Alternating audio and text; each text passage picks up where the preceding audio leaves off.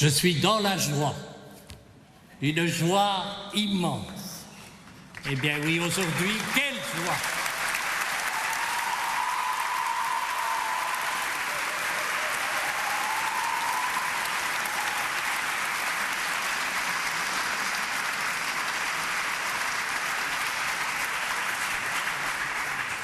C'est votre joie à tous, celle de l'évêque aussi, de pouvoir enfin vous accueillir au sein de cette cathédrale de Créteil, cette cathédrale déployée dédiée à Notre-Dame, immergée et insérée dans ce quartier marqué par son urbanité.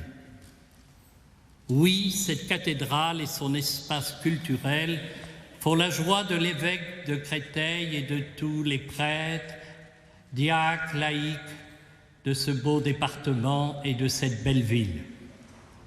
Si beaucoup se souviennent de ma stupéfaction lors d'un certain retour de vacances d'été, les murs étaient par terre, j'étais plutôt dubitatif et inquiet quant à la mise en œuvre de ce déploiement. Mais grâce au travail acharné et complémentaire des architectes du collectif Architecture Studio et de leur bureau d'études, des entreprises Léo Gross, Arbonis, Cabrol et de tous les sous-traitants, de M. Gérard Voléon, alors économe diocésain et à l'origine du projet, le jour même de mon arrivée à Créteil, et de Madame Marie-Pierre Étiennet, représentante de la maîtrise d'ouvrage aux côtés des chantiers du Cardinal et de la société Tewaco.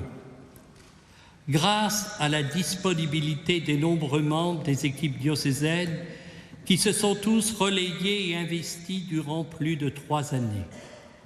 Grâce au génie créateur des nombreux artistes, nous sommes tous réunis en ce 20 septembre 2015. Alors entouré de mon vicaire général, de mon conseil épiscopal, de la quasi-totalité des prêtres, des représentants des communautés religieuses, des diacres, des laïcs en mission ecclésiale, des responsables de mouvements, des services, du personnel de l'évêché qui a subi ces années de travaux et quelquefois l'impatience de l'évêque, et des représentants des jeunes de la paroisse Notre-Dame de Créteil et de toutes les paroisses du diocèse. Monsieur le ministre, Monsieur Bernard Cazeneuve, j'ai aussi la grande joie de vous accueillir ce soir. Des liens nous unissent puisque vous êtes originaire aussi de ce magnifique département de la Manche.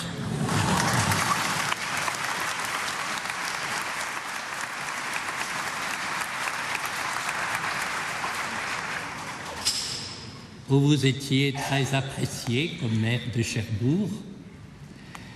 Moi, je suis de Granville, un port plus petit que celui de Cherbourg. Mais c'est avec une grande joie que je vous accueille aujourd'hui. Comme moi, vous devez regretter la mer. Et même si le lac de Créteil est magnifique, il n'arrive pas tout à fait à me consoler de la mer. Je vous accueille aussi, Monsieur le Président de l'Assemblée nationale, Monsieur Claude Barthelone, Monsieur le député maire de Créteil, Laurent Catalard.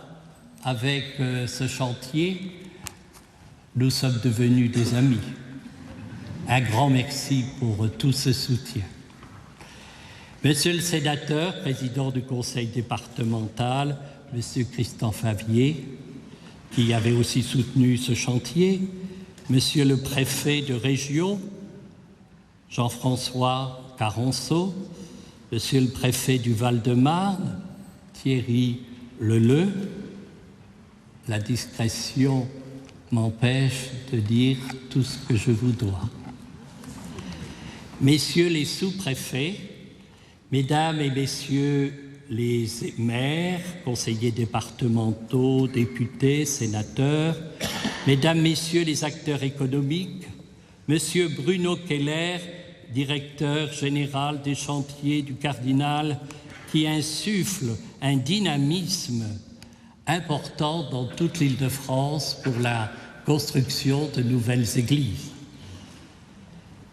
Monsieur Jacques Faujour, président de l'association Chemin des Arts, Mesdames et Messieurs les donateurs et les mécènes, comment ne pas vous dire toute ma reconnaissance, Mesdames et Messieurs les représentants des églises sœurs, protestantes, coptes, orthodoxes, mais aussi des communautés juives et musulmanes. Depuis longtemps, nous avons tissé entre nous des liens de fraternité et rien ne nous empêchera de poursuivre sur cette route. Ce soir aussi, de nombreux évêques de l'Île-de-France seront présents, et notamment autour du cardinal, bien sûr, André XXIII, le vice-président de la conférence des évêques de France, Monseigneur Pascal Delannoy, évêque de Saint-Denis.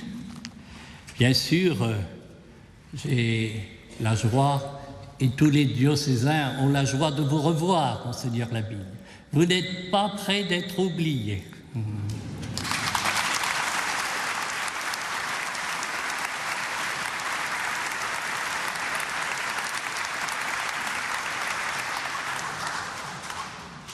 Jacques Habert, évêque de Sées, enfant du pays, merci d'être venu. Bien sûr, son éminence, le cardinal André XXIII, archevêque de Paris, qui ce soir est présent au titre d'envoyé spécial du pape François. Et puis vous, cher Monseigneur Luigi Ventura, nonce apostolique. Je ne veux oublier personne. Alors merci à vous tous, chers amis, d'honorer de votre présence cet événement historique. La cathédrale Notre-Dame de Créteil, après la cathédrale d'Évry, celle du XXe siècle, Seigneur Dubost est présent, eh bien la première cathédrale du XXIe siècle. Je ne peux pas oublier de saluer dans ce mot d'accueil tous les paroissiens de Notre-Dame de Créteil, qui, avec leur curé, le père Gilles Godlewski, ont fait preuve d'une patience admirable. Et voyez comme nous sommes tous récompensés ce soir.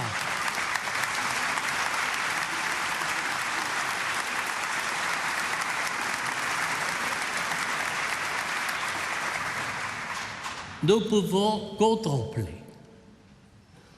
cette magnifique cathédrale. Un édifice veut dire la gloire de Dieu, ce qui a du poids, ce qui a de la consistance. Et finalement, comme chrétiens dans ce monde aujourd'hui, nous devons avoir de la consistance. Nous devons témoigner de ce qui nous fait vivre et de cette volonté que l'homme, tout homme, soit respecté dans sa dignité incomparable.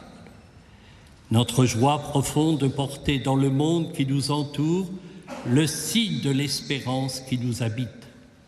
Cette cathédrale contemporaine et moderne et son espace culturel, bien visible désormais dans l'urbanité christolienne, sont signes pour nous chrétiens de notre appartenance au monde d'aujourd'hui, à la culture d'aujourd'hui. Les catholiques ne sont pas hors sol, hors du monde. Ils sont dans le monde. Et plus spécialement en cette terre val-de-marnaise, où vivent près de 87 nationalités différentes. Et que pendant ces 8 années déjà de ministère épiscopal, ici, bien, j'ai appris à aimer. J'ai aimé vous rencontrer. Oui, vous voulez être des pierres vivantes, celles qui construisent des ponts et non pas des murs, celles qui protègent les plus démunis, les plus petits, celles qui font les chemins et qui deviennent précieuses pour le vivre ensemble. Comme Marie, que nous célébrons dans cet écrin, femme juive, vénérée par les musulmans, mère du Christ pour les chrétiens, mère de l'Église, osons tous ensemble nous tourner vers la lumière et construire la paix.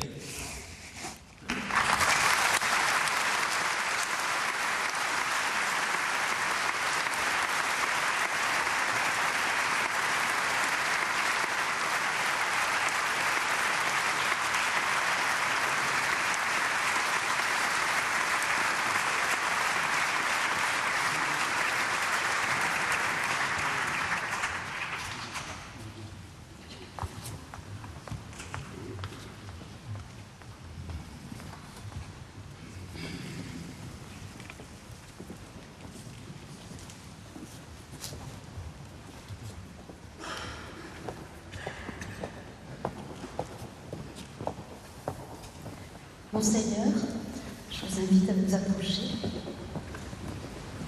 Nous allons procéder au dévoilement des plaques commémoratives de ce beau jour.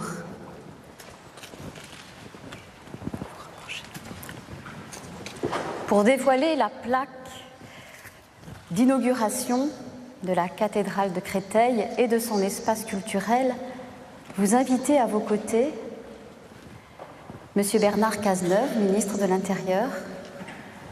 Par ici, par ici. Par ici, par ici, monsieur le ministre, à votre droite. Et approchez-vous, excusez-moi, monsieur le ministre. Monsieur Claude Bartolone, président de l'Assemblée nationale.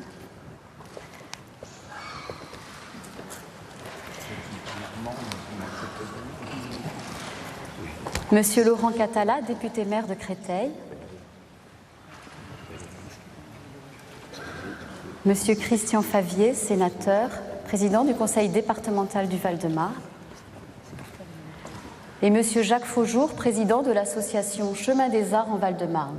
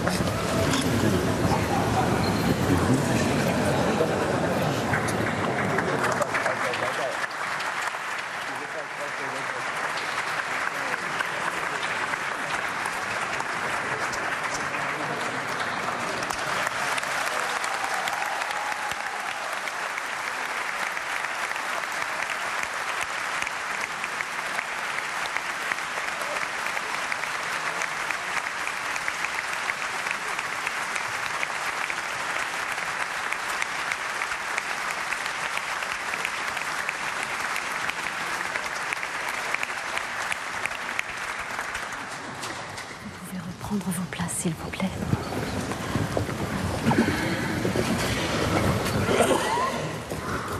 Et Monseigneur, pour dévoiler la plaque de la dédicace de la cathédrale de Créteil, vous invitez à vos côtés son Éminence, le cardinal André XXIII, archevêque de Paris et envoyé spécial du pape François, son Excellence, Monseigneur Luigi Ventura, nonce apostolique,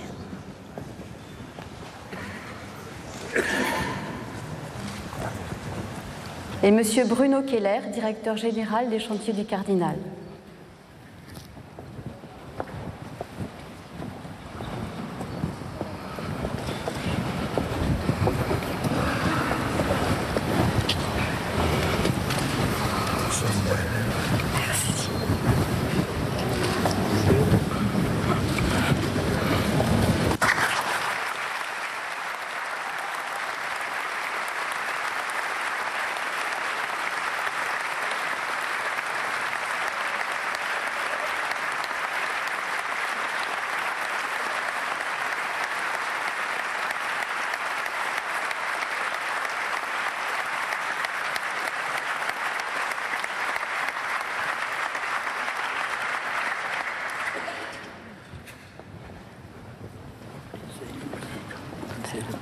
demande le cardinal.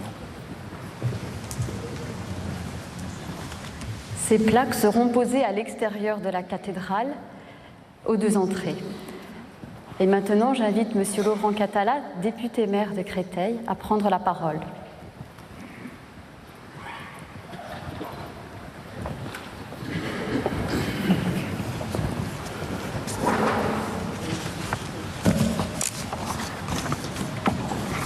Monsieur le ministre de l'Intérieur, ministre des Cultes, cher ami, Monsieur le Président de l'Assemblée nationale, cher ami Claude Barthelone, Mesdames et Messieurs les parlementaires, Monsieur le Président du Conseil départemental, Votre Éminence, Monseigneur l'archevêque de Paris et légat du Pape,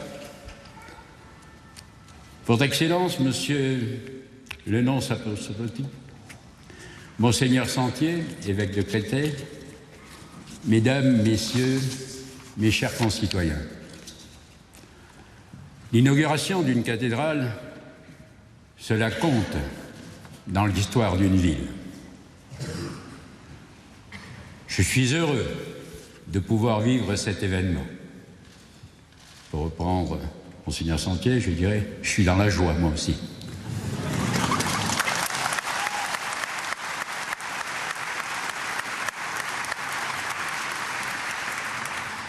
À l'invitation de Monseigneur l'évêque et des plus hautes autorités de l'Église catholique, et en présence de vous toutes et vous tous, Mesdames et Messieurs les représentants de l'État, l'Assemblée nationale, les collectivités territoriales, la société civile et les principales sensibilités philosophiques et spirituelles.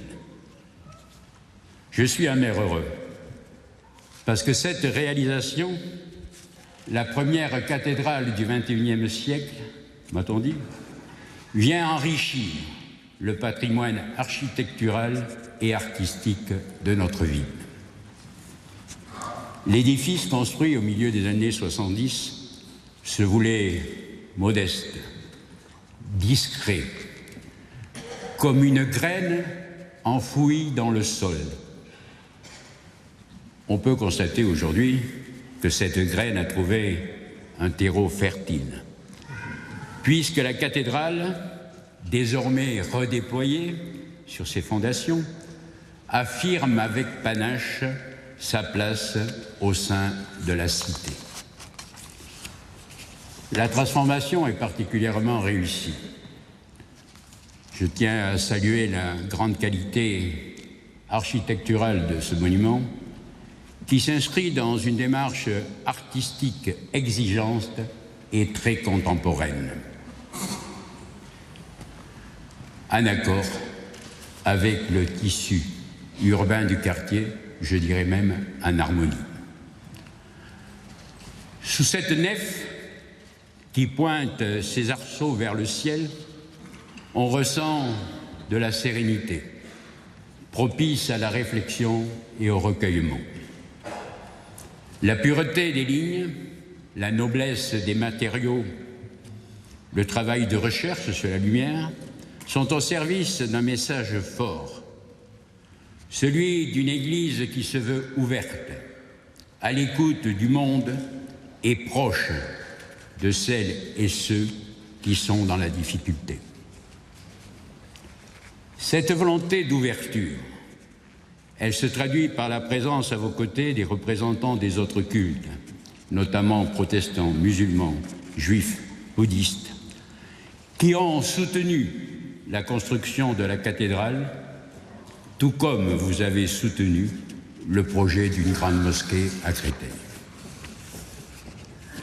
Le diocèse de Créteil est engagé de longue date en faveur du dialogue interculturel et interreligieux. Je sais les groupes de prière communiquent, les actions de solidarité que vous menez de concert en direction des plus démunis. Dans cette période où la question des réfugiés occupe le devant de la scène, je voudrais rappeler aussi les prises de position de l'évêché en faveur de l'accueil des migrants et de leurs familles pourchassés et en grande difficulté dans leur propre pays. D'ailleurs, à quelques centaines de mètres de la cathédrale, nous avons le plus grand centre d'hébergement de France, terre d'asile de la région parisienne. Il me semble que c'est un signe, car votre engagement s'inscrit profondément dans l'histoire et l'identité de cette ville. Une ville accueillante et fraternelle, qui s'est construite sur la volonté d'intégrer tous ses habitants, quelle que soit leur origine, leurs croyances, leurs conditions sociales. Une ville qui s'efforce de faire une place à chacun, une place digne, conformément aux principes de liberté, d'égalité et de fraternité qui fondent le pacte républicain. Ce vivre ensemble est une conquête de chaque jour contre les préjugés, les égoïsmes, les tentations du repli sur soi. Au-delà des convictions de chacun, c'est cette volonté de construire une société plus juste, plus fraternelle, qui nous fait avancer ensemble. Dans cet espace de la laïcité qui est ouverture, respect, reconnaissance et protection de chacun dans sa liberté de conscience. La municipalité encourage l'expression culturelle des uns et des autres, source d'enrichissement pour tous. La culture est force de paix. C'est à ce titre que nous avons soutenu dans une large mesure et conformément à la loi de 1905 l'espace culturel de la cathédrale. Cet espace favorisant la rencontre, la communication, les échanges, l'émotion partagée sera dédié à la création et à la diffusion des connaissances dont tous nos concitoyens pourront profiter.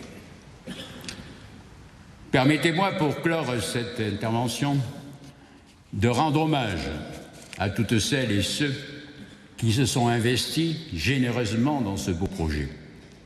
Les institutions et associations impliquées, les particuliers qui ont répondu à la collecte de dons, les architectes, concepteurs et les artistes, ainsi que les ouvriers de toutes les entreprises qui ont travaillé sur ce chantier et qui ont donné ici le meilleur d'eux-mêmes. J'espère que cette superbe réalisation pourra pleinement remplir sa double mission, celle d'accueillir les fidèles dans un environnement remarquable, celle de témoigner d'une spiritualité qui élève l'homme et le rend meilleur.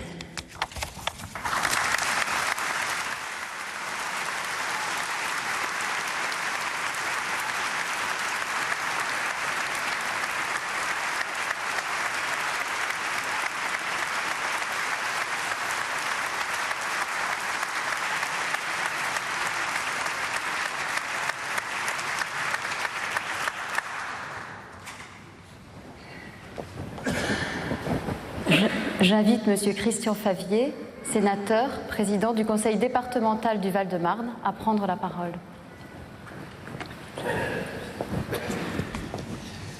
Monseigneur, Éminence, Excellence, Monsieur le ministre, Monsieur le président de l'Assemblée nationale, Monsieur le député-maire, Monsieur le préfet de région, Mesdames et Messieurs les élus, Mesdames et Messieurs les représentants des communautés religieuses, Mesdames, Messieurs, permettez-moi tout d'abord, Monseigneur, de vous remercier très sincèrement pour votre invitation à partager ce grand moment d'émotion qu'est l'inauguration de la cathédrale Notre-Dame de Créteil, tant attendue par les communautés du diocèse et de très nombreux Val-de-Marnais. C'est tout naturellement que le Conseil départemental du Val-de-Marne a accompagné ce projet dans sa dimension culturelle, dans le respect et l'attachement aux valeurs laïques et républicaines qui sont les siennes. Une laïcité respectueuse des différences, des habitants de notre département, protectrice pour chacun de leurs droits et libertés, de l'expression de leur diversité, y compris dans la vie publique.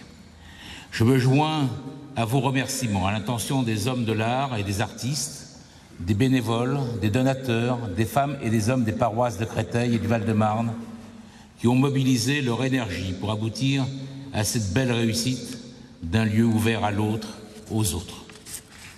Monseigneur, vos paroles d'accueil, de générosité et d'espoir prennent aujourd'hui une résonance particulière face au drame que vivent en ce moment même des centaines de milliers d'êtres humains. Je pense à ceux, femmes, hommes et enfants, aujourd'hui contraints à l'exil, au péril de leur vie et dont le malheur fait trop souvent l'objet d'une ignoble exploitation. Je pense à ceux qui, dans nos villes et nos quartiers, sont confrontés à la précarité, au chômage, à l'exclusion ou à la solitude. Ce sont, nous en avons tous conscience, des conditions souvent indignes de notre temps. Leurs destins sont-ils si éloignés les uns des autres que d'aucuns veuillent les opposer dans une spirale dont nul ne sait quel pourrait être l'aboutissement? N'en déplaise à certains, ce n'est pas une guerre de civilisation à laquelle nous sommes confrontés, mais à la recherche, au contraire, d'une nouvelle civilisation, plus humaine, plus fraternelle, riche de sa diversité, et qui, dans ses échanges, ses confrontations même, nous conduit à rechercher l'élévation spirituelle, comme l'élévation des conditions matérielles et humaines d'existence. En ces temps si troublés, nous pouvons à juste titre tous nous inquiéter d'un libéralisme et d'un individualisme effréné qui engendre partout autour de nous la désolation. Pour autant, ici en Val-de-Marne, ceux qui croient au ciel comme ceux qui n'y croient pas, pour reprendre les mots d'Aragon, sont nombreux à partager l'ambition de solidarité, du partage, de la préservation de la planète, de tous ses habitants contre les excès de la course au profit et d'un productivisme aveugle. Cet amour de la solidarité, du partage, du bien vivre ensemble, c'est aujourd'hui concrètement concourir par exemple à l'accueil des réfugiés, des Roms, des sans-papiers et de toutes celles et de tous ceux que la crise fragilise. C'est pour nous un devoir moral pour chacune et chacun d'entre nous. Cette envie d'être à l'écoute et utile à l'autre, aux autres, nous rassemble, nous mobilise et nous fait avancer par-delà nos opinions, nos croyances ou nos origines. Et au final, tous, j'en suis convaincu, elle nous enrichit durablement. Cette très belle cathédrale offre son architecture en forme de main tendue à son prochain. Eh bien, Monseigneur, c'est bien volontiers que nous les saisissons comme une promesse d'espoir. Vous concluiez vos propos sur l'invocation de la paix. Demain se déroulera la journée mondiale d'initiative en sa faveur. Je formule avec vous le vœu que se multiplient partout les initiatives afin que la paix soit confortée et que la sagesse comme la raison permettent de rendre notre vie sur cette terre bien plus fraternelle et par là même bien plus humaine. Je vous remercie. Chers amis téléspectateurs, on comprend que ces différentes prises de parole des personnalités civiles marquent bien l'importance de cette inauguration de la cathédrale de Créteil. Bien, dans quelques instants, c'est le ministre Bernard Cazeneuve, ministre de l'Intérieur, qui va prendre la parole. J'invite M. Bernard Cazeneuve, ministre de l'Intérieur, à prendre la parole.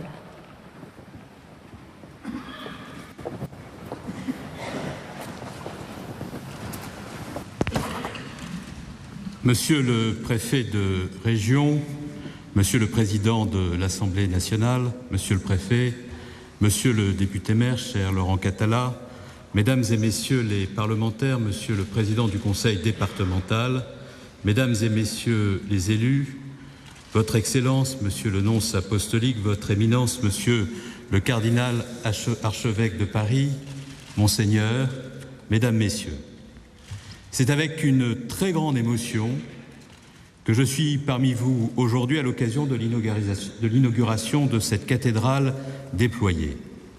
Cette rencontre est d'abord placée à mes yeux sous le signe de l'amitié et de l'estime que je porte à l'évêque de votre diocèse, Monseigneur Sentier, qui se trouve à l'origine de ce projet exceptionnel et auquel me lient nos communes attaches normandes. Je ne doute pas un instant que les tours si belles de Notre-Dame de Coutances, chères à nos deux cœurs, seront demeurées présentes à son esprit tout au long du chemin qu'il aura fallu parcourir avant ces moments qui nous rassemblent ici, aujourd'hui, à Créteil. Et comme nous sommes protégés, je peux vous faire un aveu. Il m'est souvent arrivé, lorsque je me rendais à Coutances à partir de Cherbourg, voyant cette magnifique cathédrale illuminée dans sa topographie singulière, de regretter qu'elle ne fût pas à Cherbourg. Mais sans doute avais-je anticipé le fait qu'un jour, nous nous retrouverions ici, à Créteil. Et par là, j'avais sans doute ressenti que si cette sublime cathédrale avait été posée par les hasards à Cherbourg, cela eût pu vous contrarier. Et ça aurait pu altérer l'amitié de la cérémonie d'aujourd'hui. Voilà pourquoi la cathédrale de Coutances est à Coutances, et elle est très bien là où elle est.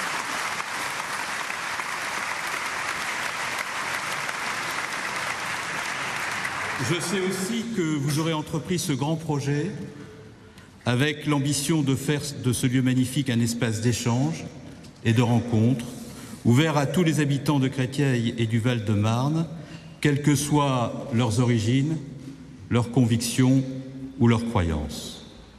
Mais comme le montre la composition de notre Assemblée d'aujourd'hui, l'inauguration d'une cathédrale ne peut pas être en France une circonstance exclusivement religieuse, même si elle l'est absolument.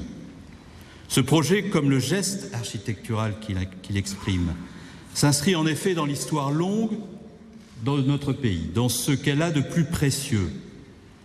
Il prolonge certaines des aspirations les plus élevées de notre peuple, certaines de ses prouesses les plus abouties, et qui constituent le beau patrimoine de la nation tout entière. Il est aussi pour moi l'occasion de témoigner de façon authentiquement laïque du respect de la République pour toutes les familles spirituelles qui façonnent notre société et de souligner la contribution qu'elles apportent à la France d'aujourd'hui. C'est du reste dans le même esprit que je me rendrai mercredi prochain à la synagogue partager la journée solennelle de Yom Kippour avec nos concitoyens de confession juive, puis jeudi à la mosquée de Cherbourg, où m'ont invité nos concitoyens musulmans à l'occasion de la fête de l'Aïd el-Kébir. Certains se demandent de bonne foi si un ministre de la République laïque peut appeler ainsi à la rencontre des fidèles de diverses confessions. Pourtant, comme vous le savez, la loi de 1905 prévoit seulement que l'État s'abstient de reconnaître, de salarier ou de subventionner les cultes. Elle ne lui interdit nullement de dialoguer avec leurs représentants. Elle lui fait obligation de protéger la liberté de conscience.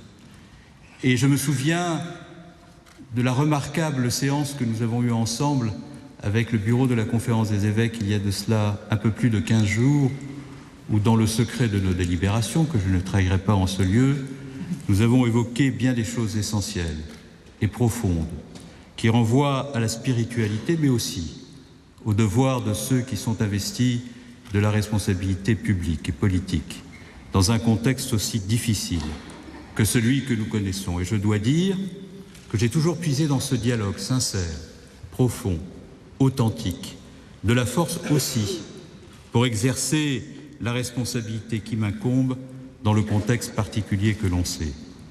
La laïcité, c'est donc la neutralité religieuse de l'État. C'est la liberté de croire ou de ne pas croire. Et c'est pour le croyant le droit d'exercer son culte dans des conditions dignes et paisibles. Ce n'est pas la volonté de rejeter le fait religieux hors de l'espace public, toujours plus largement défini, ni a fortiori la condamnation de toute recherche spirituelle, de tout besoin d'élévation ou de transcendance. Marc Bloch écrivait autrefois qu'il y avait deux catégories de Français qui ne comprendraient jamais l'histoire de France. Ceux qui refusent de vibrer au souvenir du sacre de Reims et ceux qui lisent sans émotion le récit de la fête de la Fédération. C'est en quelque sorte la même pensée qui m'amène aujourd'hui au sein de cette cathédrale. Aux yeux des Français, qu'ils soient croyants ou non, et quelle que soit leur confession, Les cathédrales ne sont pas seulement en effet des édifices où s'exerce un culte particulier, elles sont d'authentiques lieux de mémoire, où s'exprime le génie de notre peuple, où se lit notre histoire nationale et locale. Elles sont ainsi à la fois un conservatoire du sacré et la mémoire incarnée des villes où elles furent bâties. Représentatives de la sensibilité artistique des hommes, les cathédrales, comme tous les lieux de culte, sont d'abord conçues comme des signes visibles de l'invisible. La cathédrale déployée de Créteil ne fait pas exception à cette règle. Et comme l'écrivait déjà Viollet-le-Duc au milieu du XIXe siècle, je le cite, « Certes, les cathédrales sont des monuments religieux, mais elles sont surtout des édifices nationaux, le symbole de la nationalité française, la première et la plus puissante tentative vers l'unité. » Rien de plus significatif à cet égard que la façon dont les diverses familles spirituelles, littéraires et même politiques de notre pays se sont emparées de la cathédrale au fil du temps et ont voulu voir dans ces monuments grandioses l'incarnation d'une histoire de France conforme à leurs préférences. Les écrivains catholiques, de Chateaubriand à Péguy, ont vu en elle l'expression la plus pure des prouesses que peut inspirer la foi chrétienne. D'autres, dans une perspective plus laïque, ont vu dans leur édification une protestation contre la féodalité. D'autres encore ont salué à travers elle la mémoire de leurs humbles bâtisseurs, terrassiers ou maçons. Comment ne pas citer Michelet, exaltant magnifiquement les artistes anonymes qui ont produit ces chefs-d'œuvre. Avec quel soin ils ont travaillé, disait-il, obscurs qu'ils étaient, et perdus dans l'association, mais avec quelle abnégation d'eux-mêmes. La cathédrale est ainsi le patrimoine de tous les Français. Ces évocations artistiques sont innombrables. Depuis la présentation de la Beauce à Notre-Dame de Chartres jusqu'à la cathédrale engloutie de Debussy. Il est donc heureux que la création des villes nouvelles ait été l'occasion de renouveler, dans cette fidélité au passé, ce patrimoine à Évry et ici à Créteil. Les créateurs de ces cathédrales modernes ont apporté la preuve que notre société contemporaine était capable de bâtir d'autres temples que ceux voués à la production, à la consommation ou au divertissement. À la fois insérée dans le tissu urbain, ouverte sur son environnement, la cathédrale de Créteil s'inscrit dans cette histoire, elle la poursuit et elle la renouvelle. Le premier bâtiment, cela a été rappelé dans sa modestie délibérée, était caractéristique du mouvement d'enfouissement des années qui ont suivi le Concile et de la volonté pour l'Église de se fondre dans le paysage urbain. Mais cette modestie allait déjà de pair avec l'engagement citoyen.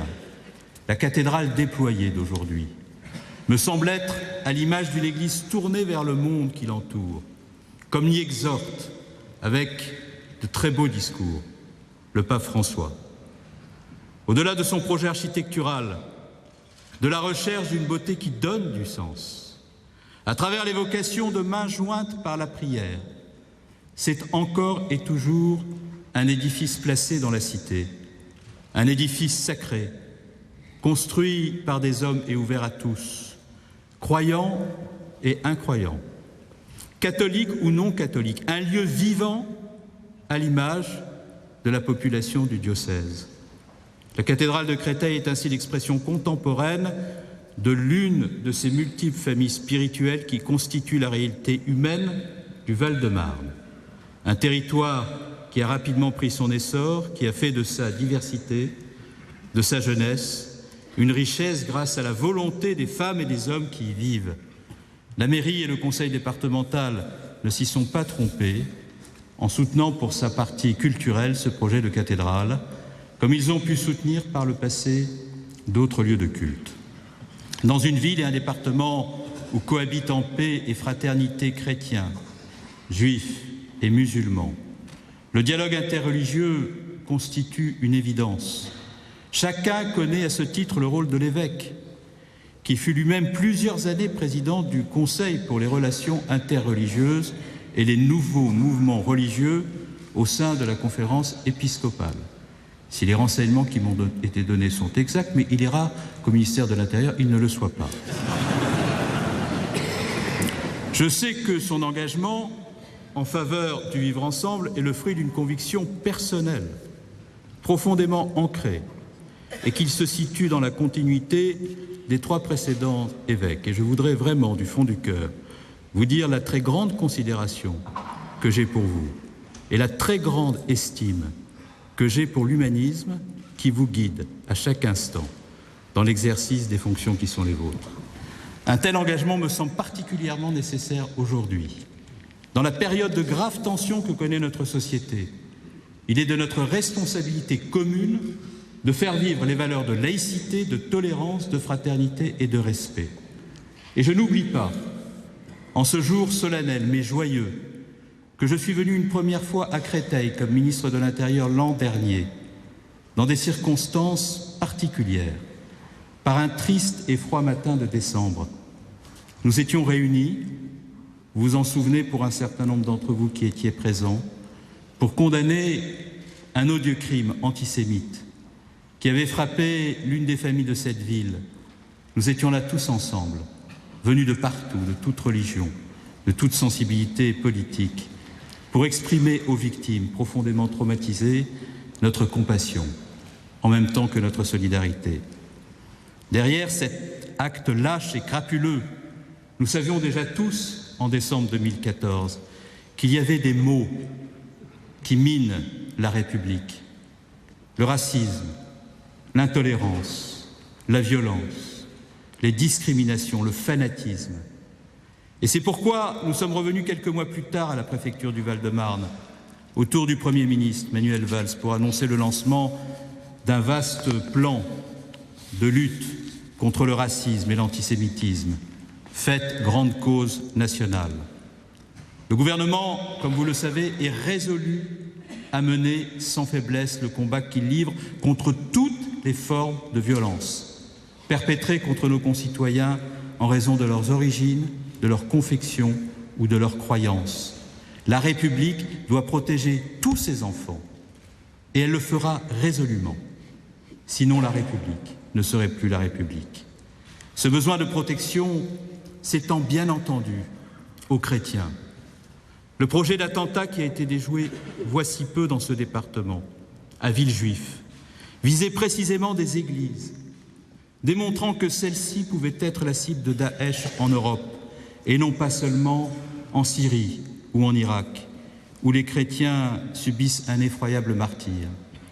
Et je n'oublierai pas là non plus ce que furent vos propos, ce que fut votre sagesse, ce que fut la force de votre capacité d'apaisement dans un contexte où les tensions étaient extrêmes, où l'angoisse affleurait partout et où la sagesse devait malgré tout permettre le rassemblement de tous les hommes, quelle que soit leur religion, leur confession.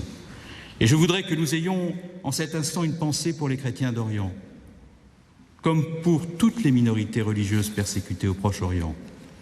La communauté internationale doit continuer à se mobiliser pour les défendre, pour préserver leurs droits, conformément aux orientations prises la semaine passée à Paris à l'initiative de notre diplomatie. De notre côté, nous devons continuer à accueillir avec la plus grande sollicitude ceux d'entre eux persécutés chez eux, issus de toutes les religions et qui cherchent un asile sur notre sol, comme je sais que vous tentez de le faire au sein de ce diocèse. L'État doit donc assurer la protection de tous. À travers l'école, il doit savoir éduquer pour prévenir, car personne ne naît spontanément raciste ou antisémite. Mais les familles spirituelles ont de leur côté un rôle essentiel à jouer dans la promotion de la connaissance et du respect de l'autre et de ses croyances. Et il me semble que les actes de haine et d'intolérance, comme les parcours de radicalisation violente, résultent souvent d'une ignorance du fait religieux qui rend certains de nos jeunes réceptifs au discours des faux prophètes, comme elle peut les rendre sourds aux appels à la tolérance. Mais la contribution des églises au vivre ensemble ne s'arrête pas à cette capacité à faire dialoguer les citoyens de croyances diverses face aux fragilités de la société, face aux tragédies contemporaines. dont nous subissons les contre-coups. Je sais que les fidèles catholiques constituent une communauté au service de leur prochain, profondément au service de leur prochain. Leur action, celle de l'Église et des associations qu'elle inspire, comme du reste celle des organisations caritatives liées à d'autres confessions, est animée depuis toujours par le souci de secourir les plus faibles et les plus pauvres, d'aller à la rencontre des péripéties existentielles, comme le demande le pape François. Je veux à ce titre leur rendre un hommage sincère. S'il revient avant tout à l'État de lutter contre la misère, les églises s'emploient aussi au quotidien à prendre leur part de cette mission, comme le succès des campagnes en faveur de l'accueil des réfugiés le démontre ici avec force. Comme tout édifice religieux, la cathédrale de Créteil est à la fois le produit d'un élan spirituel, d'une recherche artistique, d'une ambition sociale au profit de la communauté. Et je m'aperçois, parvenu au terme de ce propos, que je n'ai sans doute pas rendu suffisamment justice à la beauté de cet édifice, au talent de ses architectes, à l'impression de paix et de sérénité qu'il procure. Permettez-moi donc de conclure en évoquant Augustin Rodin, en même temps que je salue Monseigneur Lalanne, qui eut la bonne idée d'être évêque de Coutances. Décidément, jamais Créteil n'aura été autant au bord de la mer de la Manche. Voilà ce qu'écrivait magnifiquement Auguste Rodin. La cathédrale, écrivait-il, est la synthèse du pays. Roches, forêts, jardins, soleil du Nord. Tout cela est en raccourci dans ce corps gigantesque, comme toute la Grèce est en raccourci dans le Parthénon. C'est l'air à la fois léger et doux de notre ciel qui a donné aux artistes leur grâce et affiné leur goût. Le bassin parisien a certes beaucoup changé depuis la construction des premières cathédrales, mais il est agréable de penser que des clochers continuent à s'élever dans le ciel d'Île-de-France et que chacun, selon ses préférences, peut continuer à voir dans leur silhouette élancée un geste artistique qui ajoute à la beauté de nos paysages aussi bien qu'un appel à la prière et à la spiritualité. Je vous remercie.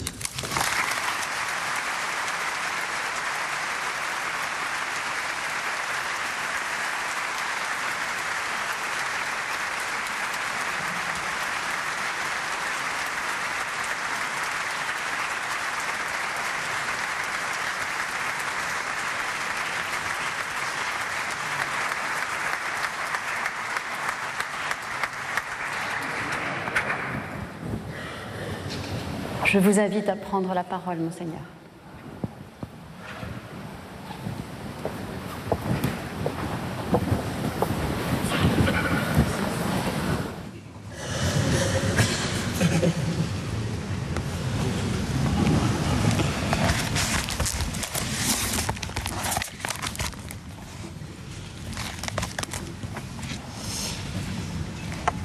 Monsieur le ministre de l'Intérieur, Monsieur Bernard Cazeneuve,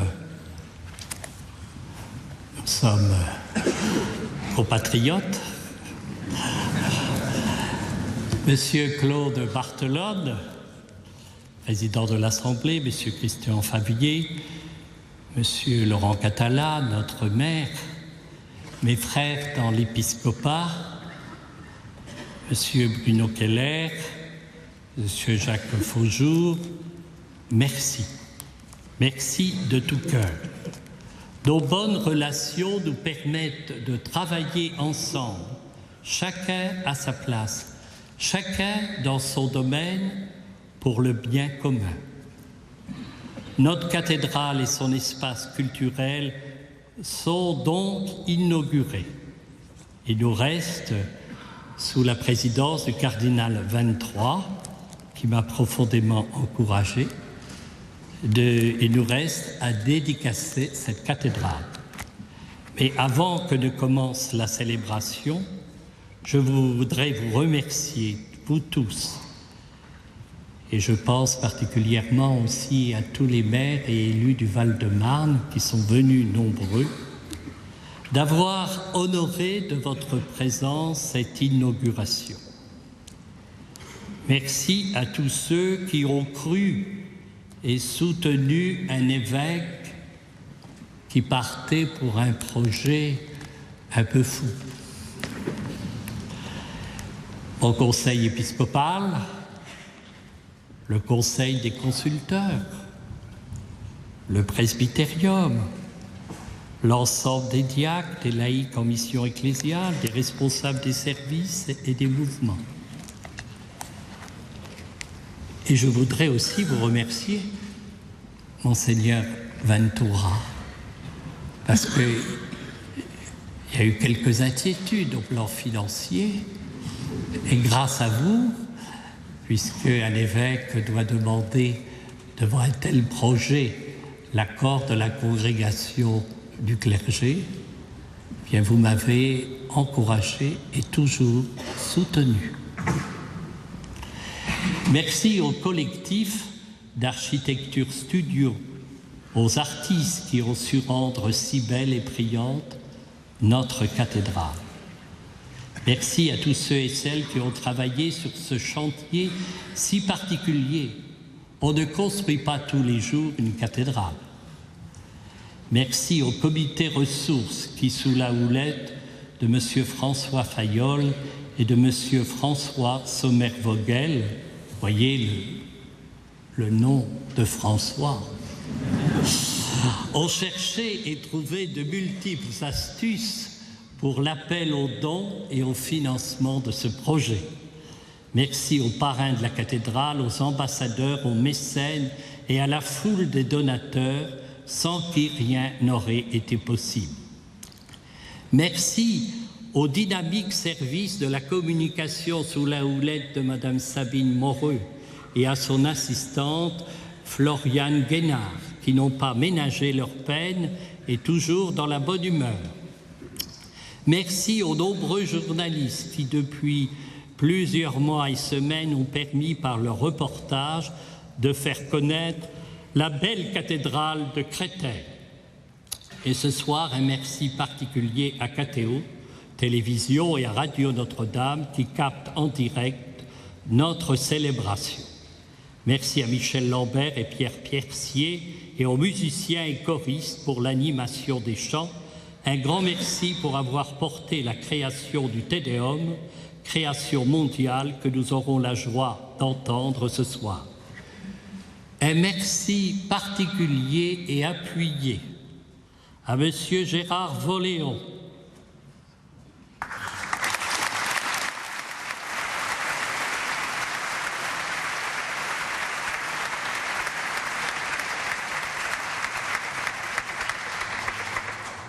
qui depuis plusieurs mois est à l'œuvre pour monter les équipes, organiser des réunions, gérer les invitations. Je dois bien avouer que c'est lui qui, le premier, lorsqu'il était économe diocésain, me ramenant en voiture le soir de mon accueil, le 18 novembre 2007, m'a suggéré « Il faudra faire quelque chose, Monseigneur, pour la cathédrale ». Merci, cher Gérard. Merci à tous ceux et celles qui ont répondu à son appel, à la foule nombreuse des bénévoles qui, depuis plusieurs jours, travaillent pour la rendre belle et fluide, pour rendre belle et fluide cette journée. L'équipe logistique, l'équipe d'intendance, l'équipe liturgique, l'équipe d'art floral, l'équipe d'accueil.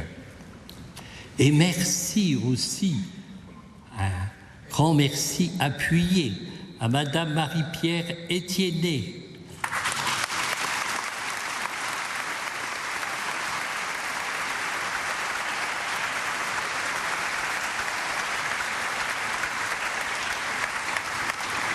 architecte de notre diocèse, qui tous les jours, de nuit ou presque, était sur le chantier avec un œil vigilant, avec ses équipes, devant gérer les exigences de son évêque avec les architectes et les entreprises. Merci à M. Bruno Durand et à M. Emmanuel Georgeon qui ont mis en voie le texte du prologue écrit par Mme Sabine Moreux. Merci à M. le maire, bien sûr, et au service de la ville de Créteil qui ont sans cesse facilité le déroulement du chantier et les relations avec les habitants du quartier, qui est habité par Monsieur le premier adjoint, Monsieur Conan, et je le remercie aussi parce que c'est un homme très calme. Certes, le chantier est terminé, la cathédrale et l'espace culturel sont inaugurés. C'est maintenant que tout commence, ou plutôt se poursuit. Je compte donc sur vous tous pour que ces pierres, cette coque de bois, si belle, surtout pour vous les jeunes, soient source d'espérance, de joie et de vie pour tous ceux qui habitent le Val-de-Marne.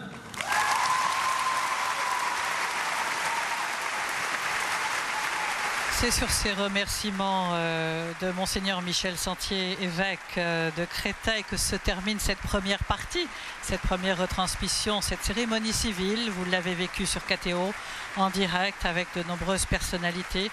Évidemment, ce discours du ministre de l'Intérieur, Bernard Cazeneuve, discours marqué d'humour, mais aussi de gravité, qui rappelle bien sûr la place de l'Église catholique, son rôle de médiateur, son rôle aussi au service du bien commun, de la fraternité, de la solidarité dans une société qui peut connaître des événements tragiques, comme il s'est vécu d'ailleurs dans ce département du Val-de-Marne, un département avec près de 90 nationalités différentes, un département aussi marqué par ce dialogue interreligieux qui se vit en esprit fraternel, un dialogue aussi qui se vit aujourd'hui en ce jour de célébration, en ce jour d'inauguration de cette cathédrale voulue par cet évêque qui conçoit cette cathédrale comme un pont, comme une arche d'alliance avec ces deux mains jointes qui relient les uns et les autres. Nous sommes tous frères en ce jour d'inauguration.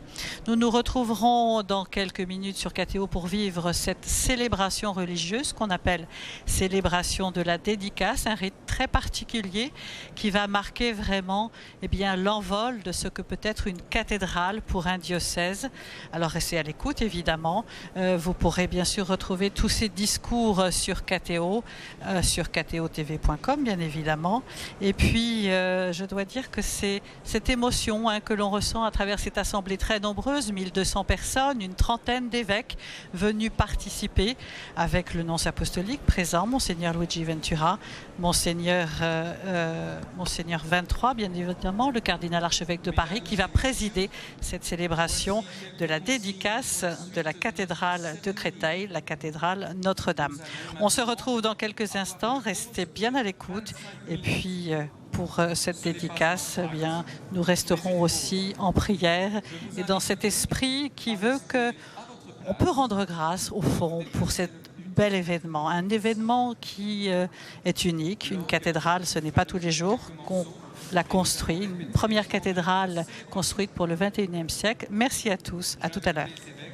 Les prêtres et les diacres à se rendre dans les sacristies pour revêtir leurs